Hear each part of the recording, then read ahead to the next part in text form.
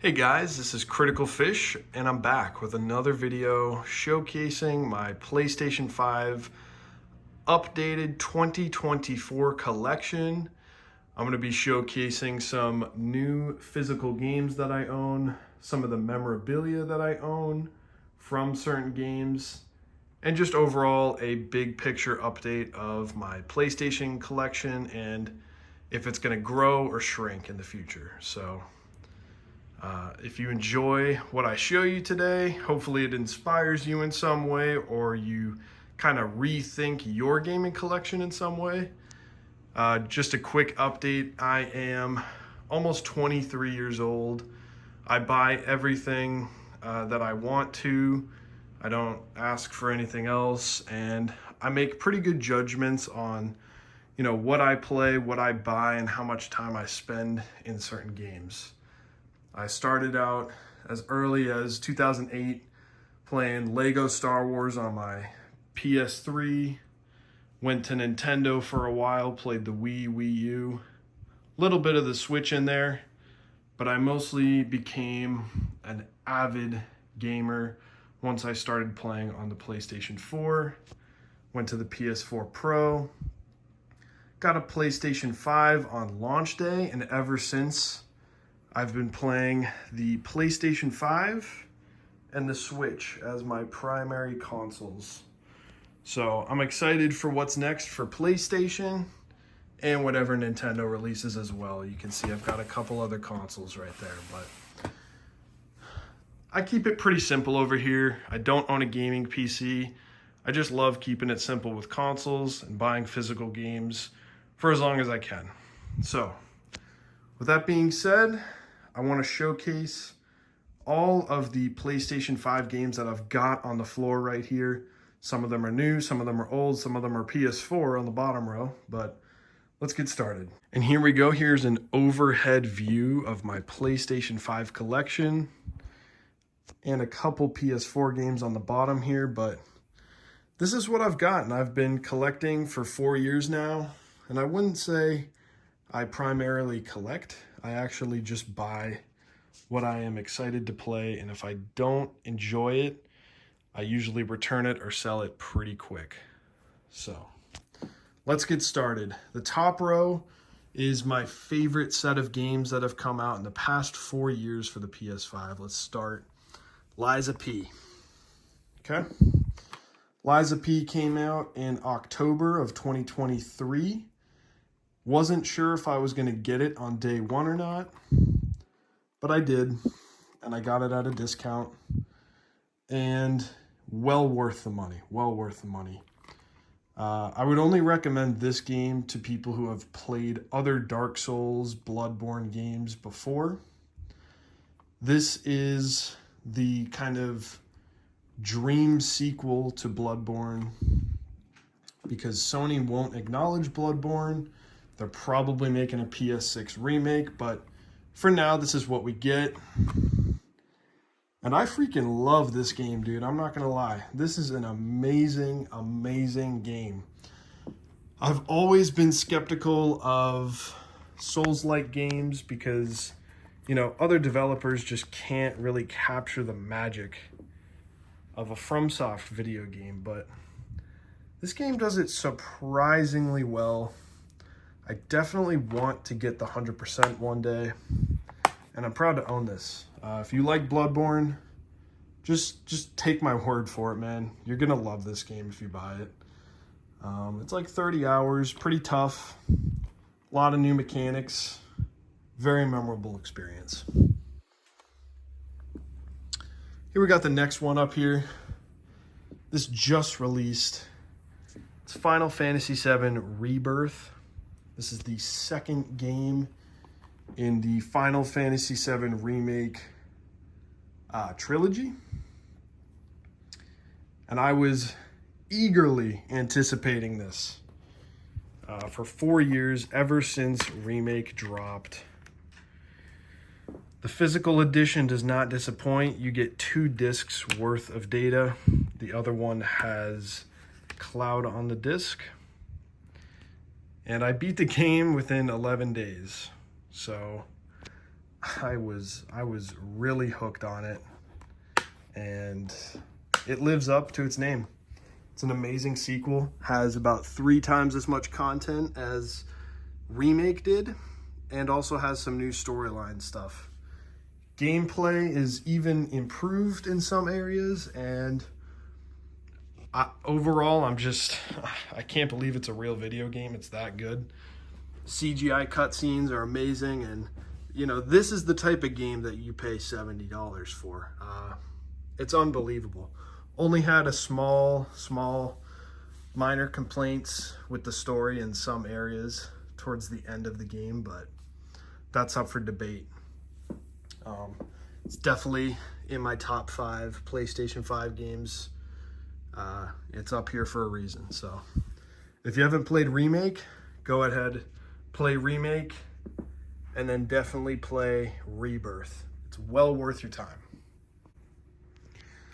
I'm still going to cover a couple of the games that I covered last year. Resident Evil Village still remains at the top for me. It's an amazing, small, short game. Started playing Resident Evil when this was announced, and I ended up picking up Resident Evil 2 for the PS4. Played that, loved it. I think I tried 7, then I went to Resident Evil 1, and then I played Resident Evil 3 Remake, and then Resident Evil 8 came out, so I played that. And I'm just a huge fan of the franchise now, so I recommend that to anyone. Pretty shortly after, they announced Resident Evil 4 Remake. This came out last year in, I think March, so it's been a year now. And this game is freaking fabulous too. I was not a huge fan of Resident Evil 4, mostly just from the tone of the game, the environments, you know, kind of goofy story, but they made me enjoy Resident Evil 4 Remake almost more than Resident Evil 2 Remake, which blows my mind. If you haven't played this, definitely play that. I would recommend 4 over Village, I won't lie. It's an amazing game. We got God of War Ragnarok. I believe this came out winter of 2022, so it's been about a year and a half since this dropped. This is still a banger of a game. And if you haven't played the first one, go ahead and try it, especially if you're a young adult. This hits with the story. The gameplay is challenging if you want it to be. There's a lot of depth in the combat. Similarly to Final Fantasy VII Rebirth, combat is very satisfying, especially if you're playing on those harder difficulties, learning the mechanics. It's a very rewarding game. Speaking of difficulty, we got Elden Ring. This is FromSoft's open world version of Dark Souls. You've heard about it. This came out, I think, over 2 years ago now.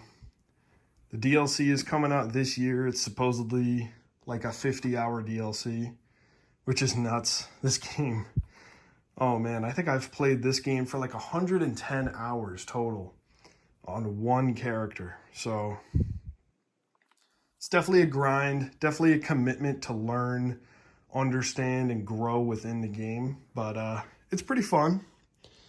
And it's only up here because of the amount of spectacular moments you'll find in the game. If you play this all the way through, you'll know. Whether it's areas, bosses, cutscenes, there's so much surprise to Elden Ring that it gets to stay up at the top. Even though it's not my favorite FromSoft game, it's definitely going to be recognized as like a top 10 game for the 2020s. I guarantee it. So that's why it's up here. Then over here, Final Fantasy VII Remake. It's on the end. This is part 1 to the trilogy for Final Fantasy VII.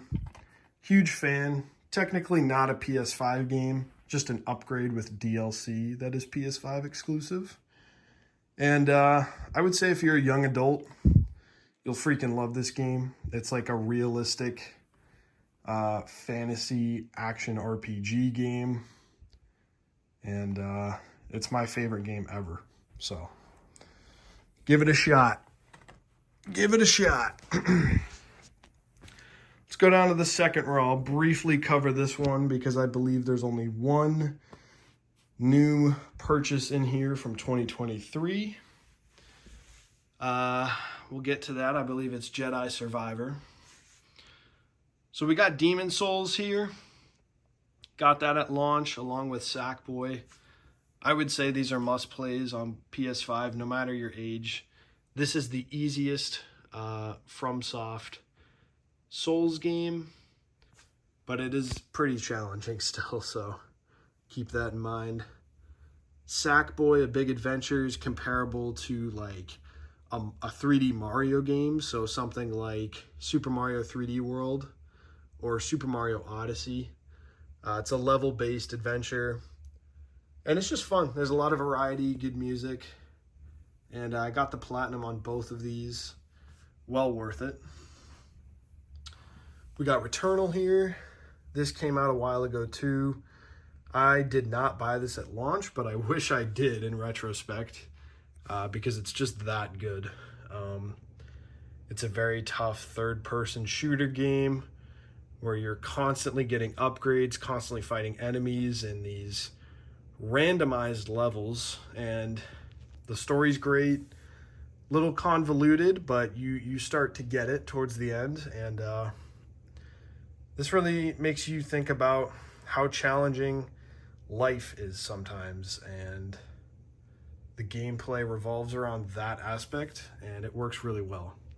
So I would say out of this row, that's probably my favorite game, I won't lie. Then we got The Last of Us Part 1 over here. It was pretty recent that I beat the remastered version on PS4, so I actually haven't beaten the PS5 version. But yeah, if you haven't played The Last of Us, definitely play The Last of Us. This is the best way to play it too. Moving on from that, we've got Horizon Forbidden West. And I was really excited for this game. I was a big fan of Zero Dawn when it came out. Keep in mind, I was a little younger too, so I was just getting introduced to open world games. And this is definitely an improvement in every single way. I don't know, I just feel a little pushed away from playing open world games in the future because they're just, you know, if I'm not really hooked or really loving whatever's going on in the game, it's a huge time sink, and I don't think I really like huge open world games that are big time sinks that, I don't know, I just kind of feel indifferent on at the end of the day. So it's a good one, but I don't like love it. Next up, we got Jedi Survivor. This was a new game that came out last year that I didn't have in my last video. And funny enough, this is a sequel to a game, and it becomes a little bit more open world, a little bit more free roaming. But I definitely do prefer how Jedi Survivor has their open world setup compared to Horizon. I still think both are good, but this one is still very mission structured, and every story beat has a new kind of area that you go to, and you always get new abilities, stuff like that. So I think I prefer this one over the original game, and it's a lot of fun. Then here we got an extra copy of Final Fantasy VII Remake Intergrade. It's just sealed and encased. I do that with some of my favorite games, and I had to fill a spot here, so I included it right there. And you might notice the massive Buster Sword I've got here. I just got this on Amazon for like 80 bucks. And it's made of foam. It's pretty funny, but I love it. So it's a great little addition. And that just goes to show how much I like Final Fantasy VII. So I had to throw it in there. All right, but on to the next row. I think a few of these are new for 2023. So we've got Final Fantasy 16. This came out last summer, and this was a game I was very excited for. I was only really excited for it though because I had played Final Fantasy VII and saw that you know, both developers under Square Enix were becoming pretty reputable, especially with Final Fantasy XIV. So I was excited based on the trailers. Knew it would play kind of like a Devil May Cry game, kind of like extreme action combat with, you know, a pretty good story, a little dramatic. And unfortunately, I am not a huge fan of this game, at least compared to Final Fantasy VII. Yeah, I don't know. The story was decent. The characters are cool. Graphics are really nice. There is spectacular boss fights, but I don't know. It just kind of felt like a very slow-paced game.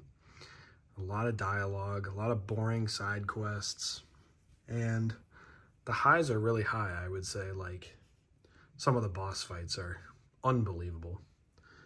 And, but when it's bad, man, it's just boring. It's very slow and boring to play. So, unfortunately, I don't really enjoy this game that much. Not going to go back and play it, but it's kind of worth seeing at least. And I think if they make another one of these games, they would excel at everything this game does well. But they should definitely implement some more, like, you know, variety in the dialogue, variety in side quests or in the open world to just kind of make stuff more interesting. So maybe they'll nail it with Final Fantasy 17. Here we got Spider-Man 2.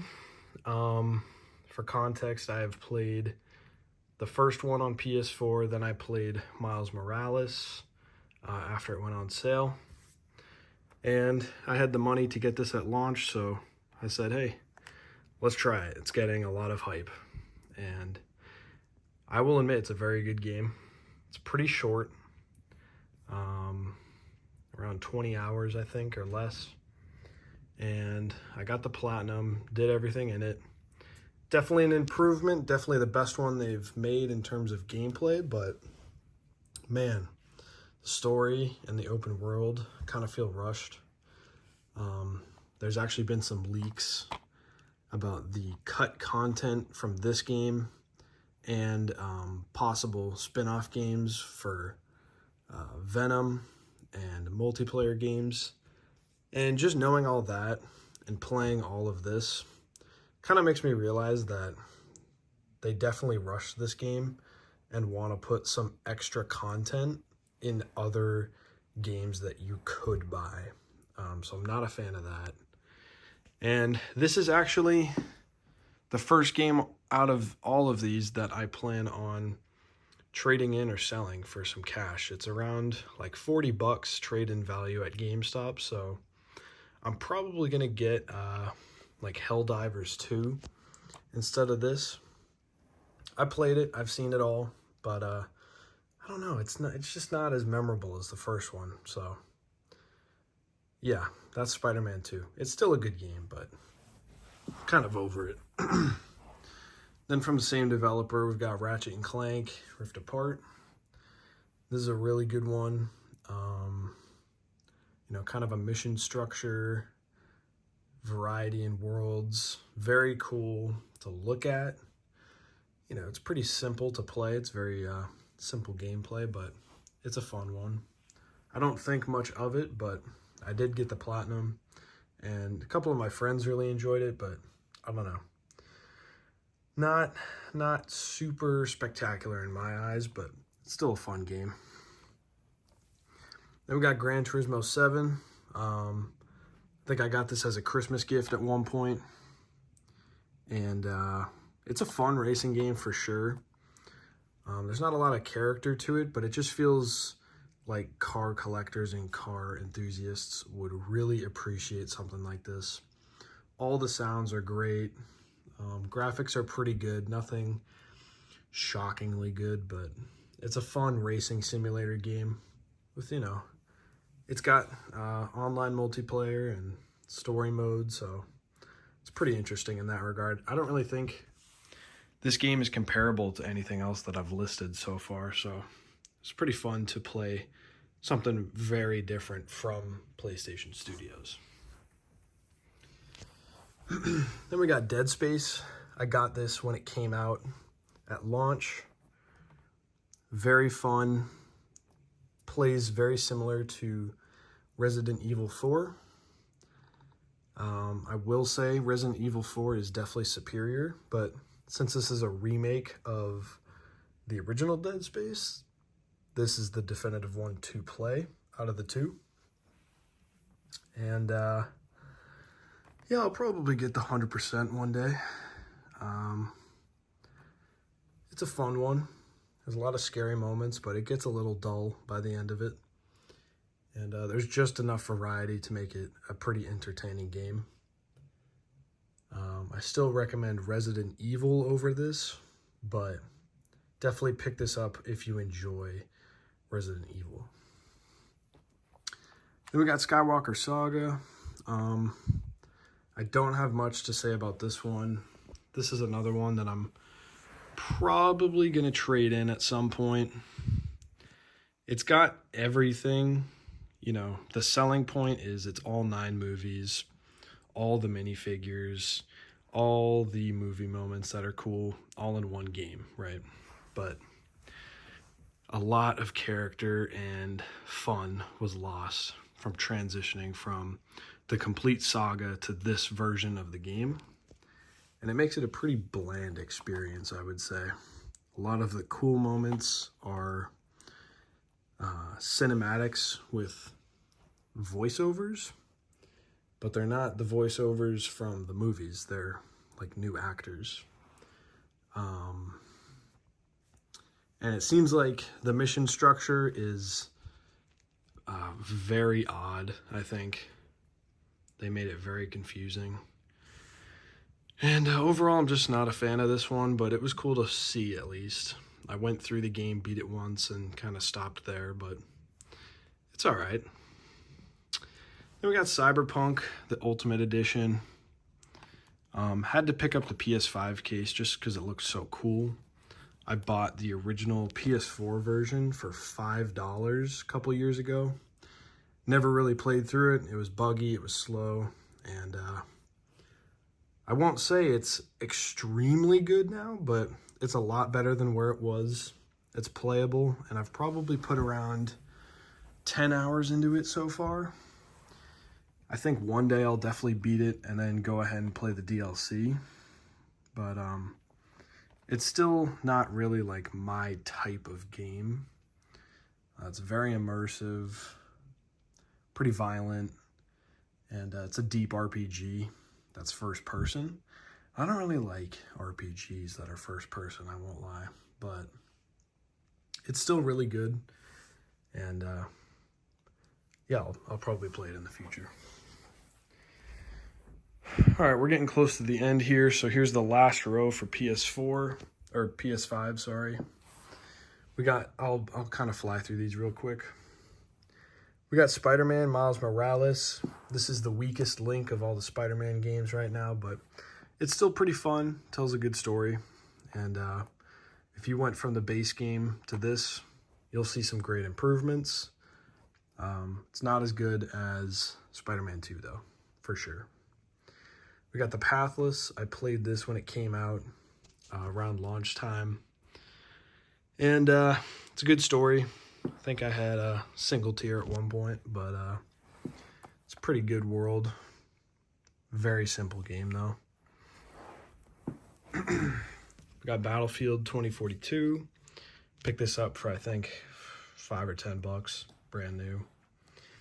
And one of my friends who's an avid Battlefield guy kind of despises this game, but we had our fun with it. We got Sonic Superstars, which I did pick up this year for $15, brand new. Haven't beat it, but you know, it's kind of a fun classic Sonic game. Sonic's not always my thing, so I might end up beating it and trading it in pretty soon after. I'm not sure, but this game is cool, at least. We got Crisis Core. This is the prequel to Final Fantasy VII, but it's kind of a remastered, remade version of the game. Still plays like an old game, but it's got some new voice acting, new graphics, faster frame rate, stuff like that, to kind of tie into the new games.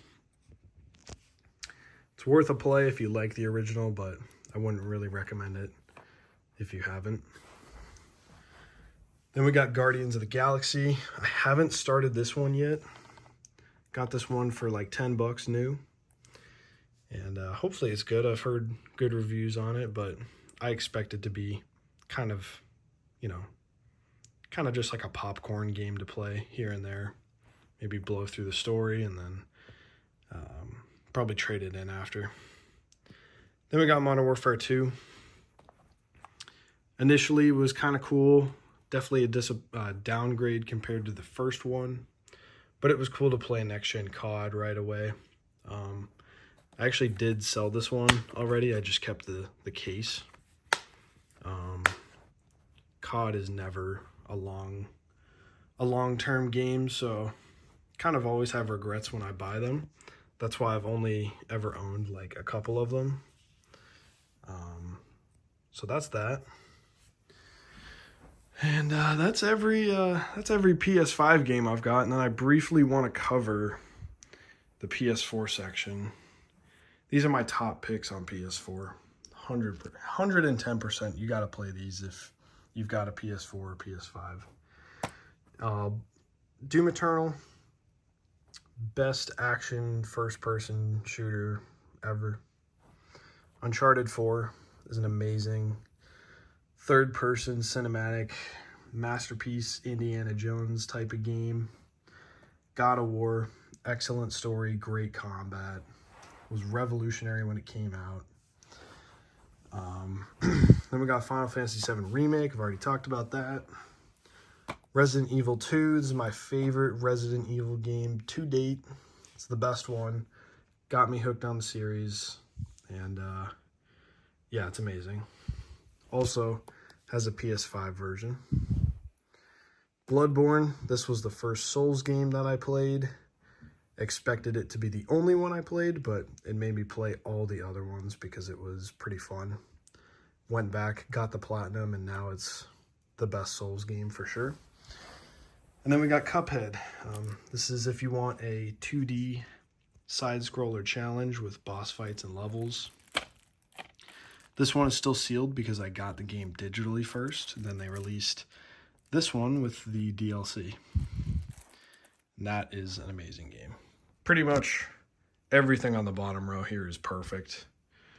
I would say everything here on the top 2 rows is pretty much perfect too. And everything in the middle right here is kind of extra or fun to play, but definitely not required. So that's everything I've got here. And overall, it's been 4 years since the PS5 came out. I'm pretty impressed with the backlog I've built and the games that I've played so far. There's only going to be more, so it's great. But thoroughly impressed, happy with what I've learned about what kind of games I enjoy too. So there's that. And I hope to keep buying more. There is one more thing I wanted to quickly show, is that I've got different plates for the system. I still have the base model PS5, and this is the best version to own, I think. I'll definitely get a 5 Pro, but I will never sell the base 5. It's too iconic. I've got 2 controllers down there, the headset, and then a blue DualSense. These colors are very cool to have, and I occasionally put them on. Still think the white looks the best, but these are definitely worth owning. Got the light blue, some type of metallic gray color, and then a bright pink. You can mix and match those pretty well. So there's that. And if you want to see more videos in the future, just let me know in the comments. I've got a full Switch collection, a Wii U collection, an SNES Classic, and a bunch of retro Nintendo stuff that I keep close to my heart. So yeah, if you like this type of content, just let me know what you want to see in the future, and I'll keep making videos for you guys on occasion. So thanks a bunch. See ya.